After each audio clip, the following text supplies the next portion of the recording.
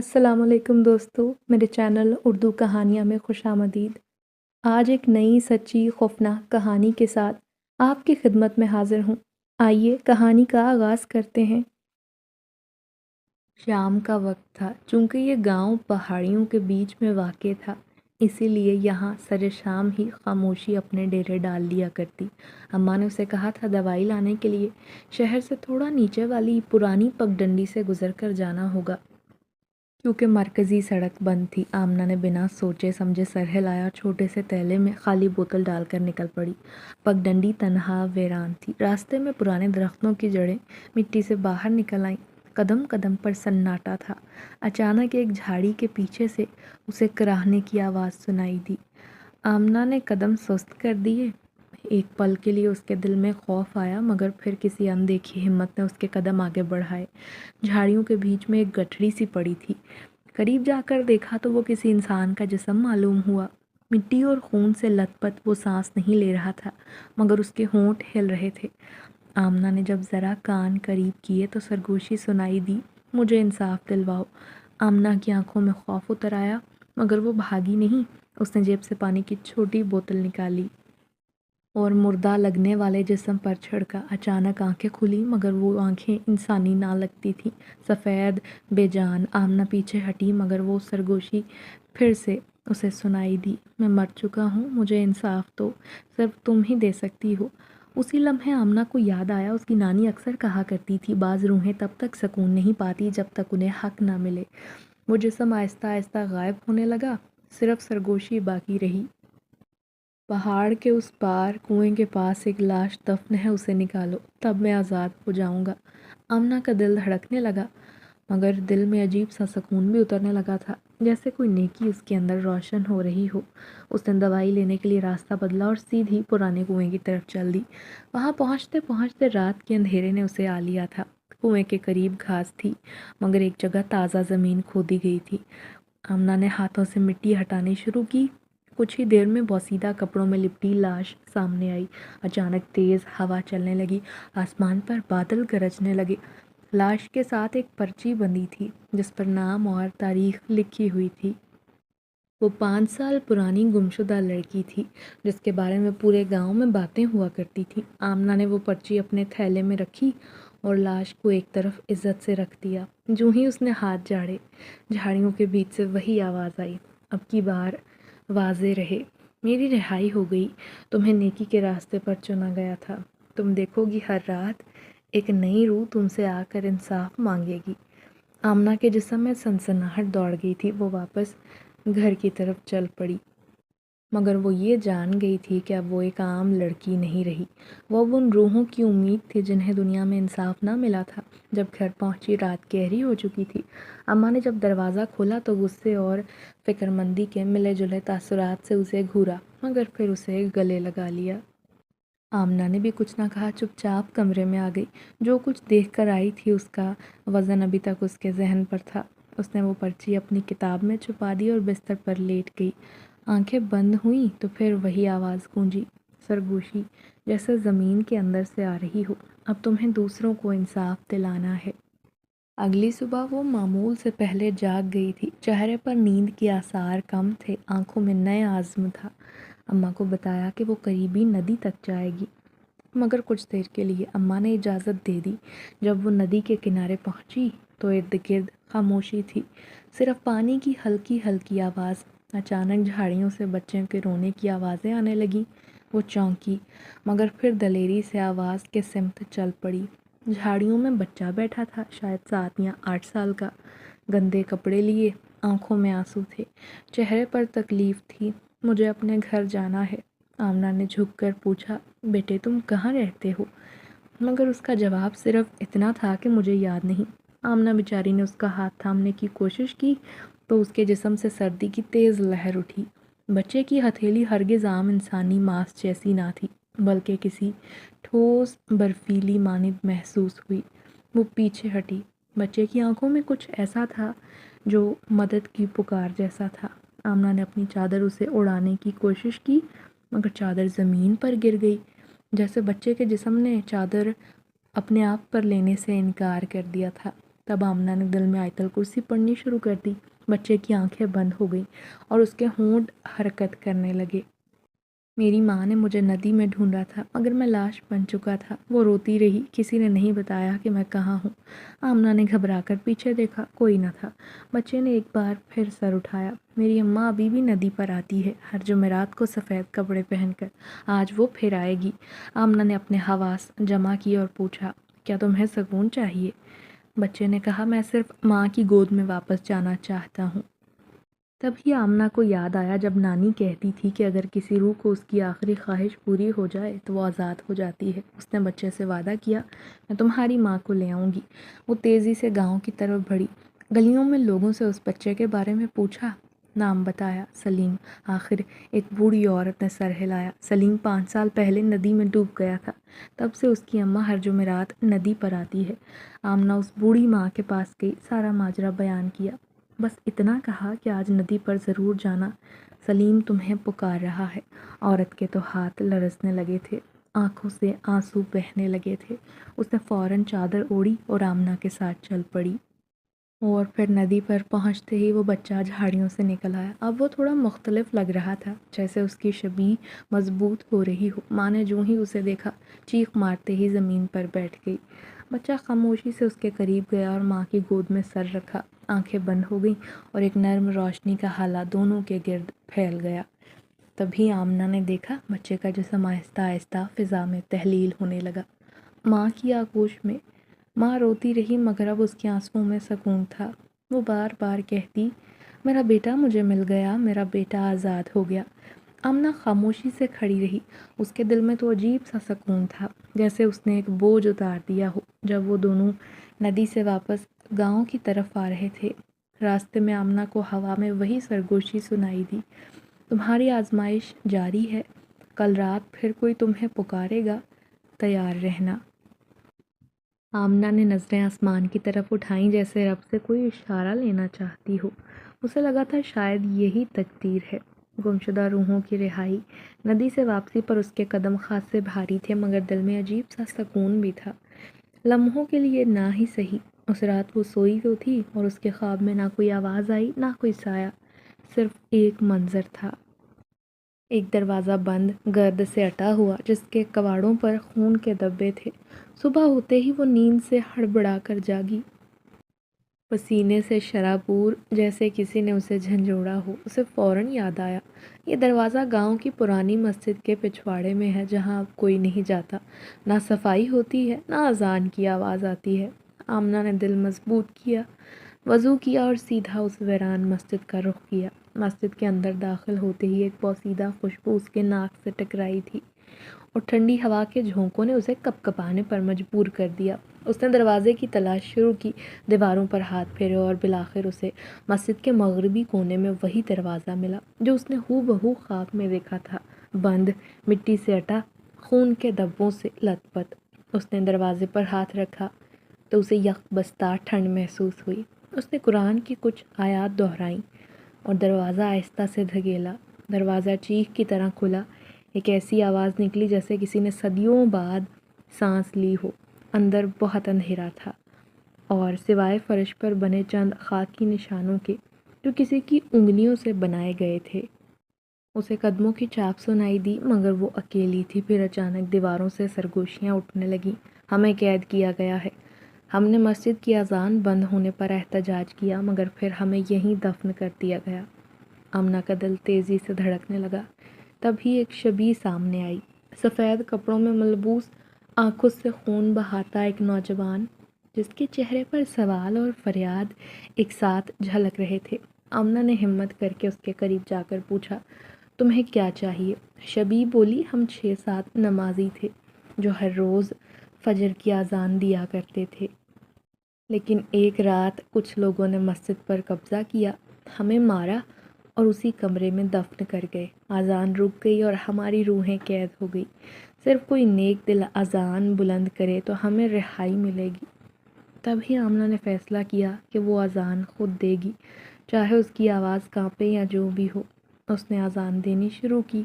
مسجد کی ویرانی میں جیسے زندگی کی رمق دوڑ گئی۔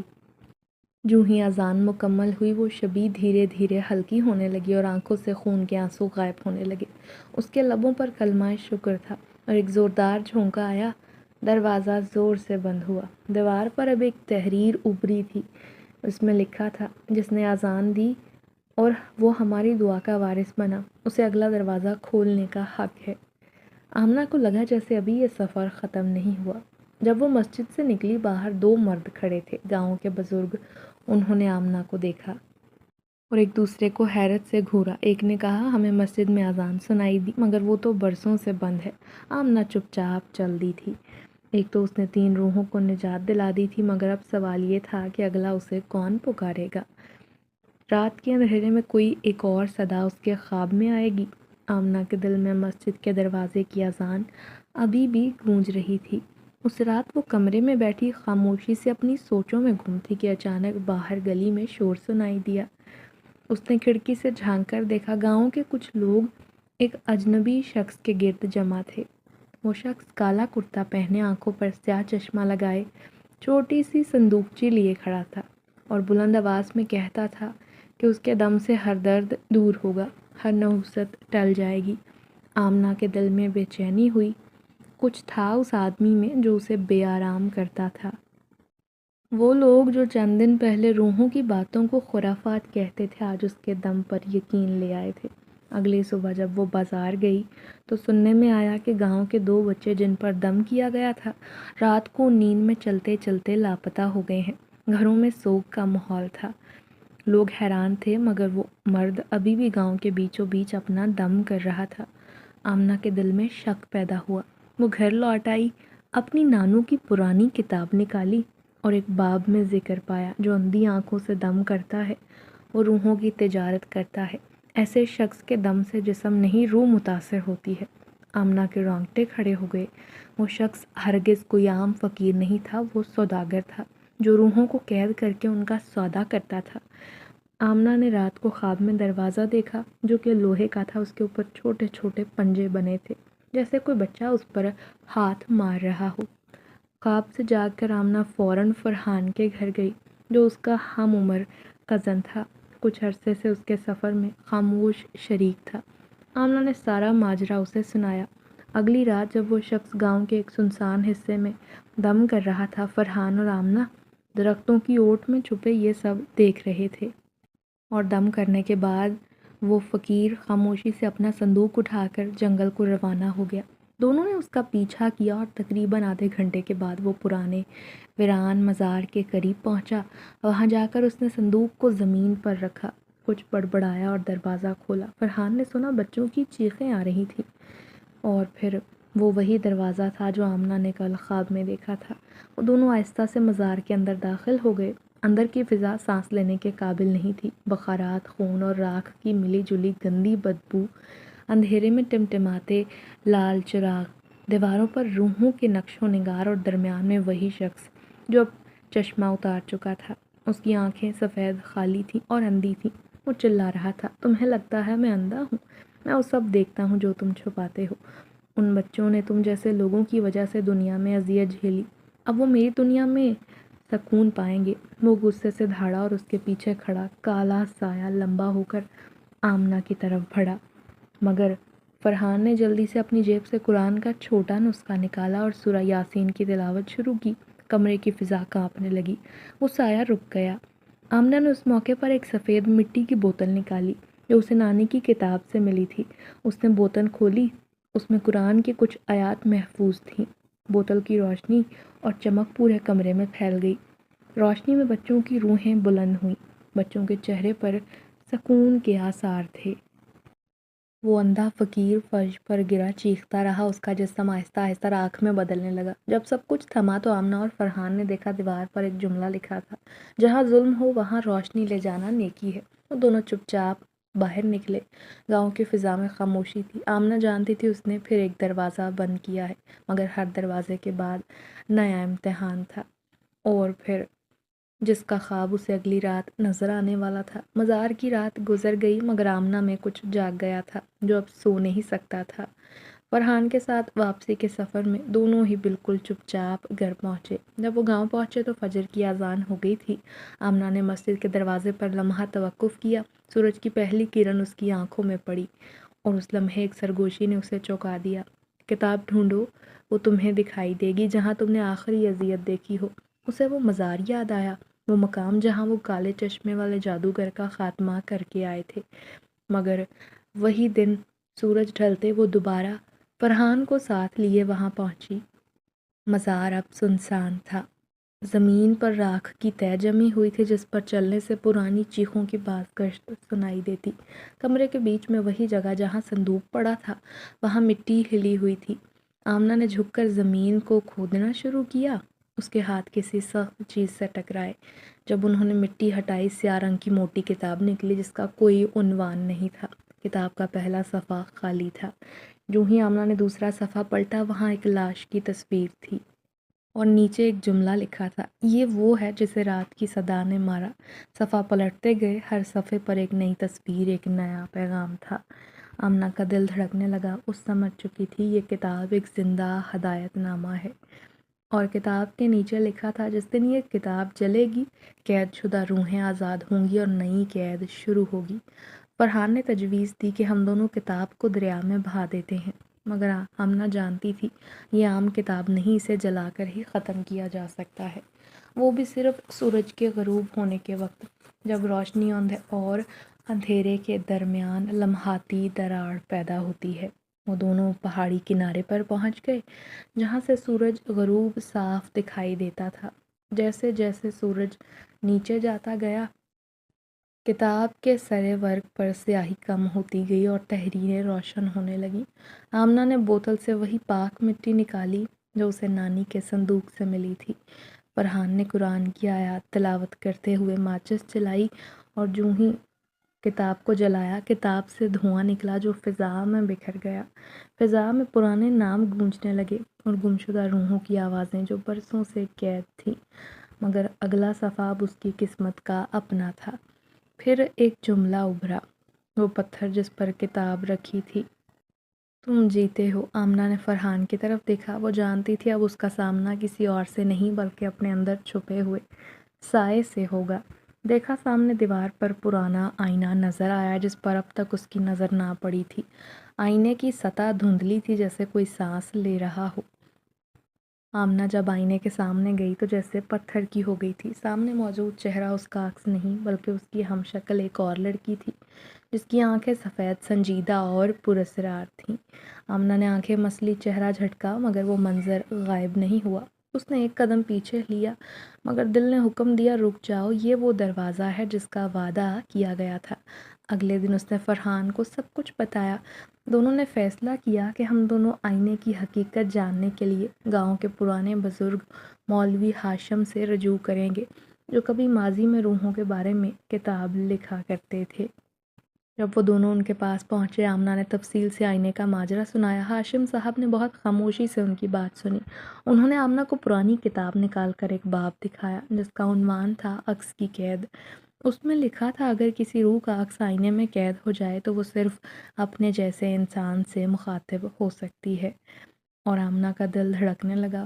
وہ جان چکی تھی وہ لڑکی جو آئینے میں قید ہے اسے کوئی راز بتانا چاہتی ہے، اور پھر اسی رات آمنہ کمرے میں اکیلی تھی۔ اس نے لالٹین جلائی اور آئینے کے سامنے بیٹھ گئی۔ اس بار نہ وہ گھبرائی نہ پیچھے ہٹی۔ آئینے کے اندر وہی لڑکی موجود تھی۔ اس بار اس کی آنکھوں میں نمی تھی، ہونٹوں پر نرم مسکراہٹ۔ پھر آہستہ آہستہ آواز ابھری، مدھم مگر صاف، میرا نام لیلا ہے، میں تمہاری نانی کی چھوٹی بہن تھی۔ میں سچ بولنا چاہتی تھی مگر مجھے روک دیا گیا، میری زبان کاٹ دی گئی۔ تم قید کیوں ہو؟ اس نے پوچھا۔ لیلا نے اپنی کہانی سنانی شروع کی۔ میری شادی ایک امیر ذمہ دار سے طے ہوئی جو ظالم اور سنگ دل تھا۔ میں نے اماں کو انکار کیا مگر کسی نے میری نہ سنی۔ شادی سے ایک دن پہلے میں نے گھر سے بھاگنے کی کوشش کی مگر مجھے پکڑ کر کمرے میں قید کر دیا گیا جہاں میری زبان کاٹ دی گئی تاکہ میں کسی سے کچھ نہ کہہ سکوں۔ میں چیختی رہی، تڑپتی رہی مگر کوئی نہ آیا۔ جب میں مری، میرے وجود کو آئینے میں قید کر دیا گیا تاکہ میرا سچ کبھی باہر نہ آئے۔ اور مجھے رہائی تب ملے گی جب کوئی میرے سچ کو دنیا کے سامنے کہے گا، جب میری کہانی کسی کو سنائی جائے گی۔ آمنہ نے وعدہ کیا، میں تمہارے لیے کچھ بھی کروں گی، اور اس نے فرحان کو سب بتا دیا تھا۔ اگلی صبح وہ گاؤں کی جامع مسجد میں لوگوں کے سامنے لیلا کی کہانی سنائیں گے۔ دونوں نے فیصلہ کیا، اور اگلے دن فجر کے بعد آمنہ نے مسجد کے سامنے کھڑے ہو کر ایک ایک لفظ بیان کیا۔ کچھ لوگ حیران ہوئے، کچھ نے انکار کیا، کچھ نے اسے دیوانی کہا، مگر جب اس نے لیلا کی پرانی انگوٹھی نکال کر دکھائی تو سب کو آہستہ آہستہ یقین ہونے لگا تھا۔ تب اس نے آئینے کے سامنے دوبارہ جا کر لیلا کو بتایا، میں نے سب کو سچ بتا دیا ہے، اور تبھی وہ آہستہ آہستہ آئینے سے غائب ہونے لگی، مگر ساتھ ہی آئینے کے نیچے ایک جملہ ابھرا، اب تم اپنے اندر کا سچ دیکھو گی۔ وہ جان گئی کہ اگلا دروازہ اس کے اپنے سچ کا ہے جو وہ برسوں سے دل میں دفن کیے بیٹھی تھی۔ وہ ساکت کھڑی آئینے میں جھانک رہی تھی، پہلی بار اپنے چہرے کو اس زاویے سے دیکھ رہی تھی جو اس نے خود کبھی نہیں دیکھا تھا۔ وہ خاموش تھی، اس کے ہونٹ جو اکثر چپ رہا کرتے تھے آج اس سے سوال کر رہے تھے کہ تم اپنا سچ کب بیان کرو گی۔ اور اسی رات اسے خواب میں ایک بوڑھی عورت دکھائی دی جس نے سفید لباس پہنا تھا، چہرہ دھند میں چھپا ہوا تھا۔ اس نے آمنہ سے کہا، سچ سے بھاگنا نہیں، سچ سے لڑنا ہے۔ آمنہ نے ہڑبڑا کر آنکھیں کھولی، اس کا دل تیزی سے دھڑک رہا تھا۔ وہ سمجھ گئی تھی کہ اگلی آزمائش ظاہری نہیں بلکہ باطنی ہے۔ صبح ہوتے ہی وہ پہاڑی ندی کے کنارے چلی گئی جہاں وہ اکثر خاموشی سے پناہ لیتی۔ فرحان بھی اس کے ساتھ تھا۔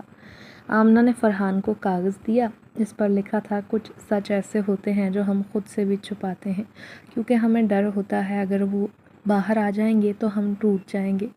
فرحان نے اس کا ہاتھ تھام کر کہا، تم نے جو سب کے لیے کیا، اب وہی ہمت اپنے لیے بھی جمع کرو۔ شام کو وہ آئینے کے سامنے جا کھڑی ہوئی، آنکھیں بند کی اور گہری سانس لی، اور پھر آئینے سے پوچھا، کیا میری ماں واقعی مجھ سے محبت کرتی تھی؟ سوال جوں ہی ذہن میں آیا، آئینے سے سسکیوں کی آواز آنے لگی۔ آمنہ نے آنکھیں کھولیں اور آئینے میں ایک اور منظر ابھرا، بچپن کا منظر جب وہ بیمار تھی، اس کی ماں اسے چھوڑ کر بازار چلی گئی۔ تب آمنہ کو لگا تھا کہ وہ غیر ضروری ہے، بوجھ ہے۔ شاید اسی دن اس نے فیصلہ کیا کہ وہ کسی سے کچھ نہ مانگے گی، نہ محبت، نہ توجہ۔ آمنہ کی آنکھوں سے آنسو بہنے لگے تھے۔ آئینہ کہنے لگا، تم نے اتنی روحوں کو بچایا، لوگوں کو سچ دکھایا، مگر اپنے دل کے زخم کو کبھی کھولنے کی ہمت نہ کی۔ وہی بوڑھی عورت آئینے میں دکھائی دی جس کا چہرہ واضح تھا، وہ نانی تھی۔ نانی نے آہستہ سے کہا، انسان کو محبت نہ ملے تو وہ بکھرنے لگتا ہے، مگر تم نے بکھرنے کی بجائے تم دوسروں کے کام آئی۔ تم نے جو کیا وہ بہت عظیم ہے، مگر اب وقت ہے کہ خود سے صلح کرو، اپنی ماں کے لیے دل میں جو درد ہے اسے قبول کرو، اور جو سچ دل میں چھپا رکھا ہے اسے دل سے نکال دو۔ آمنہ نے آئینے کو ہاتھ لگایا، اس کی انگلیاں شیشے میں جذب ہو گئیں، منظر بدل گیا۔ اب وہ ایک کمرے میں کھڑی تھی، سامنے ایک 7 سالہ بچی تھی جو کونے میں بیٹھی رو رہی تھی۔ وہ بچی آمنہ ہی تھی۔ آمنہ نے اس کے قریب جا کر اسے گلے لگایا۔ جوں ہی اس نے گلے لگایا کمرے میں سناٹا چھا گیا، اور تبھی آمنہ کے دل میں سکون اترنے لگا۔ اس نے اپنا سچ قبول کر لیا تھا۔ اور پھر اسی رات جب وہ سونے لگی دروازے پر ہلکی دستک ہوئی۔ فرحان کھڑا تھا، ہاتھ میں پرانا چوگا لیے۔ اس نے کہا، یہ نانی کا چوگا ہے جو وہ تمہارے لیے چھوڑ گئی تھی۔ جب تم سچ کے سفر پر نکلو اسے پہننا، اس سے تمہیں ہدایت ملے گی۔ آمنہ نے اسے تھاما اور دل میں نانی کی دعا محسوس کی۔ وہ جانتی تھی کہ ابھی بھی میرا سفر ختم نہیں ہوا، مگر اب وہ پوری طرح تیار تھی، کیونکہ اب صرف دوسروں کے لیے نہیں، وہ خود کے لیے بھی لڑنا سیکھ چکی تھی۔ آمنہ نے تو وہ چوگا یوں سنبھال کر رکھا جیسے کوئی بہت متبرک چیز ہو۔ نانی کی خوشبو ابھی بھی اس میں رچی ہوئی تھی۔ اس رات جب وہ بستر پر لیٹی تو ذہن پرسکون تھا۔ پہلی بار ایسا لگا جیسے ایک طوفان کے بعد سمندر تھم گیا ہو، مگر اندر کی گہرائیوں میں ابھی بھی کچھ باقی تھا، کوئی دروازہ جو کھلنے کا انتظار کر رہا تھا۔ اس نے دیکھا سرنگ کے آخر میں خواب میں ایک دروازہ ہے، اور دروازے کے آگے ایک نیا چہرہ کھڑا ہے، وہی 7 سالہ آمنہ۔ اس نے آمنہ کی طرف اشارہ کیا اور کہا، اب دوسروں کو بھی ان کا سچ واپس دو جیسا تم نے مجھے دیا۔ وہ دل میں اٹھی۔ اس نے ناشتہ کیے بغیر نانی کا چوگا پہنا، فرحان کو بلایا اور اسے خواب سنایا، اور دونوں نے فیصلہ کیا کہ شاید اب وہ مقام ڈھونڈنے کا وقت آ چکا ہے جہاں باقی کی روحیں قید ہیں۔ پھر انہیں کتاب میں ایک حوالہ یاد آیا جس میں واپسی کا ذکر تھا۔ فرحان نے آمنہ کو روکا کہ وہ اس قربانی کے لیے تیار ہے۔ آمنہ نے سختی سے انکار کیا اور کہا یہ سفر میرا ہے، میں اپنے حصے کا بوجھ خود اٹھاؤں گی۔ وہ دونوں ندی کے اس پار پرانے جنگل کی سمت نکلے جہاں صدیوں سے کوئی نہ گیا تھا۔ وہاں ایک مٹی سے ڈھکی ہوئی گپھا تھی جس کے دھانے پر پرانی آیات لکھی تھیں، مگر ان پر خون کے نشان تھے۔ آمنہ اور فرحان نے دعا پڑھ کر اندر قدم رکھا۔ گپھا سرد اور اندھیری تھی مگر ان کے دل میں روشنی تھی۔ تھوڑی دور چلنے کے بعد ایک بڑا ہال نمودار ہوا اور اس کے وسط میں ایک تختی تھی جس پر لکھا گیا تھا، قربانی کے بغیر دروازہ نہیں کھلتا۔ آمنہ نے سختی سے اس پر ہاتھ رکھا اور دل سے کہا میری خاموشی لے لو وہ جو میں نے برسوں سے اوڑھ رکھی ہے، میری وہ ہچکچاہٹ بھی لے لو جو مجھے سچ بولنے سے روکتی ہے، مجھے مکمل بنا دو تاکہ میں باقی لوگوں کو مکمل کر سکوں۔ تب ہی دروازہ کھلنے لگا اور ایک شدید روشنی پورے حال میں پھیل گئی تھی۔ پھر بچوں کی آوازیں، عورتوں کی سسکیاں، بوڑھوں کی دعائیں، وہ سب روحیں جو قید تھیں اب آزاد ہوئی جا رہی تھیں۔ تب ایک بوڑھی عورت اسے نظر آئی جس نے آمنہ سے کہا تم نے اپنا فرض پورا کیا، تم نے نہ صرف روحیں آزاد کی بلکہ خود کو بھی آزاد کیا، مگر یہ اختتام نہیں، اب تم روشنی ہو، جہاں اندھیرا ہوگا وہاں تمہیں بلایا جائے گا۔ آمنہ نے پیچھے فرحان کو دیکھا جو اسے دیکھ کر مسکرا رہا تھا۔ وہ دونوں جب غار سے باہر نکلے سورج غروب ہو رہا تھا، آسمان نارنجی، زمین خاموش اور ان کے قدموں کے نیچے وہی مٹی جو اب پہلے جیسی نہ تھی۔ ہر قدم کے ساتھ ایک احساس تھا کہ کچھ چھوڑ دیا گیا ہے اور کچھ نیا جنم لے چکا ہے۔ گھر واپس آ کر آمنہ نے اپنا کمرہ صاف کیا، آئینہ اتارا اور چوگا واپس صندوق میں رکھ دیا۔ پھر اس نے قلم اٹھایا اور لکھنا شروع کیا، وہ سب کچھ جو برسوں سے چھپا رکھا تھا۔ اس نے پہلی بار اپنی کہانی بیان کی، وہی جو پہلی بار کسی قربانی کے بغیر محسوس ہوا، وہ خاموشی جو اس کے اندر قید تھی مگر اب وہ سب کسی اور دنیا میں دفن ہو چکے تھے۔ اس نے ایک ایسی سانس لی جس میں صدیوں کی تھکن پوشیدہ تھی۔ خیر گھر آ کر اس نے وہ صندوق دوبارہ کھولا جس میں نانی کا چوگا تھا۔ اس بار وہ چوگا ایک بوجھ کی طرح محسوس نہ ہوا بلکہ اسے گلے سے لگا کر وہ طے کرنے لگی۔ پھر اس نے دروازہ بند کیا، سیدھی اپنے کمرے میں گئی، آئینے کے سامنے کھڑی ہو گئی اور آئینہ بالکل صاف تھا جیسے اس نے اپنے تمام عکس کھو دیے ہوں۔ آمنہ نے اس میں اپنا چہرہ دیکھا، اب اس میں نہ وہ 7 سالہ بچی تھی، نہ لیلا، نہ کوئی اور روح، صرف آمنہ تھی، مکمل خاموش، مطمئن۔ مگر یہ سکون زیادہ دیر باقی نہ رہا۔ رات کو پھر اسے ایک بار پھر وہی سرگوشی سنائی دی اور اسے لگا اس بار کچھ تو بہت بھاری ہونے والا ہے۔ سب سے کٹھن تھا اگلی صبح۔ گاؤں کے لوگوں میں ایک عجیب سی گھبراہٹ تھی، ہر گھر میں کسی نہ کسی کا بخار بڑھتا جا رہا تھا، بچوں کی آنکھیں سوجی اور پھولی ہوئی تھیں، بزرگ کمزور لاغر، اور مسجد میں مؤذن کی آواز نہیں آ رہی تھی۔ آمنہ نے محسوس کیا کچھ تو ہے جو پورے گاؤں کو اپنی لپیٹ میں لے رہا ہے، اور یہ وہی اندھیرا ہے جس کی پیش گوئی ہوئی تھی۔ فرحان کو لے کر وہ گاؤں کے میدان میں گئی جہاں ایک بڑا برگد کا پیڑ تھا اور اسی برگد کے نیچے ایک پرانا کنواں جہاں بچپن سے کہا جاتا ہے کہ اس کنویں کے نیچے کچھ ہے جو باہر نہیں آنا چاہیے۔ آمنہ نے دیکھا کنواں آج کھلا ہے اور منہ سے سیاہ دھواں نکل رہا تھا اور وہ دھواں گاؤں کی فضا میں پھیل رہا تھا۔ آمنہ نے چوگا دوبارہ اوڑھا، قرآن کی چھوٹی کتاب ہاتھ میں لی اور تلاوت شروع کر دی۔ فرحان اور وہ کنویں کے کنارے کھڑے ہو کر آیات پڑھنے لگے۔ دھواں جیسے ایک لمحے کے لیے تھما مگر پھر اس میں ایک چیخ گونجی اور پھر وہ سایہ ایسی تھا جیسے اس پر تلاوت زہر کی طرح اثر کر رہی ہو۔ آمنہ نے قرآن کھولا، سورہ بقرہ کی آیات پڑھنی شروع کی۔ وہ سایہ چیختا رہا اور پھر گاؤں سے واپس کنویں کے اندر کھینچنے لگا۔ جوں جوں وہ پڑھائی کرتے رہے وہ سایہ بہت کمزور ہوتا گیا اور کنویں کا منہ بند ہو گیا۔ پھر ایک دھماکے کے ساتھ کنویں کے اندر وہ غائب ہو گیا، مگر اس لمحے زمین لرزنے لگی۔ کنویں کے دہانے پر ایک دراڑ پڑ گئی تھی، دراڑ میں ہڈیوں کی سیڑھی نمودار ہوئی جو زمین کے اندر جاتی ہے۔ آمنہ نے نیچے اترنے کا ارادہ کیا مگر فرحان نے اسے روکا اور کہا یہ آخری دروازہ ہے جو صرف تم کھول سکتی ہو، میں اوپر رہوں گا مگر ہر لمحے دعا تمہارے لیے کرتا رہوں گا۔ آمنہ نے اس کے کہنے پر ہمت جمع کی اور سیڑھیوں پر قدم رکھ دیا تھا۔ نیچے جاتے ہوئے سانس لینا دشوار ہو گیا تھا۔ وہ ایک بڑے کمرے میں آئی جہاں دیواروں پر سائے رقص کر رہے تھے اور ان کے درمیان کرسی پر وہی اندھیرا بیٹھا تھا جو اب ایک شکل اختیار کر چکا تھا۔ اس نے کہا، تم نے میری تجارت بند کی، میرے قید کی گئی روحوں کو آزاد کیا، میری کتاب جلا دی، میرے دروازے توڑ دیے۔ اب تم خود میری قیدی بنو گی تاکہ حساب برابر ہو۔ آمنہ نے قدم آگے بڑھایا اور قرآن سینے سے لگا کر کہا، میں کسی کا حساب نہیں، میں روشنی ہوں جسے تم چھو نہیں سکتے۔ جو ہی اس نے آیات پڑھنی شروع کی، دیواروں پر موجود سائے چیخنے لگے۔ ان کی چیخیں کسی اذیت کی مانند تھیں اور کمرہ ہلنے لگا، اندھیرا چھٹنے لگا تھا۔ اور پھر روشنی نے سب اندھیرے کو اپنی لپیٹ میں لے لیا۔ آمنہ کی آنکھیں بند ہو گئیں۔ جب کھلی تو وہ زمین پر لیٹی تھی۔ فرحان اس کے پاس بیٹھا تھا۔ سورج کی روشنی اس کے چہرے پر پڑ رہی تھی۔ کنواں بند ہو گیا تھا۔ گاؤں کی فضا صاف تھی، بچے ہنس رہے تھے۔ مسجد میں اذان کی صدا بلند تھی۔ وہ سب کچھ ختم کر چکی تھی۔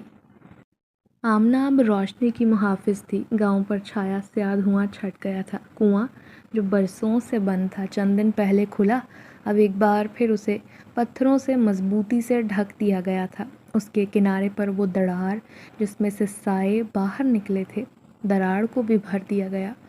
آمنہ نے اپنے جسم پر پڑی چوٹوں کو محسوس کیا جو اس آخری مقابلے میں اسے لگیں، مگر اس کا دل پہلے سے کہیں زیادہ ہلکا محسوس ہو رہا تھا۔ سورج کی روشنی چہرے پر پڑ رہی تھی۔ مسجد سے آتی ہوئی اذان کی صدا میں اسے وہ روحانی خوشبو محسوس ہوئی جو برسوں پہلے کہیں کھو گئی تھی۔ فرحان اس کے ساتھ بیٹھا تھا، خاموش، مگر اس کی آنکھوں میں فخر چھپا ہوا تھا۔ اس نے آمنہ کو دیکھا اور کہا، تم نے سب بدل دیا۔ آمنہ نے جواباً کچھ نہ کہا، صرف آنکھیں بند کیں اور دھیرے سے زمین پر لیٹ گئی۔ اس نے وہ سب یاد کیا جو اس نے گزرے دنوں میں جھیلا تھا۔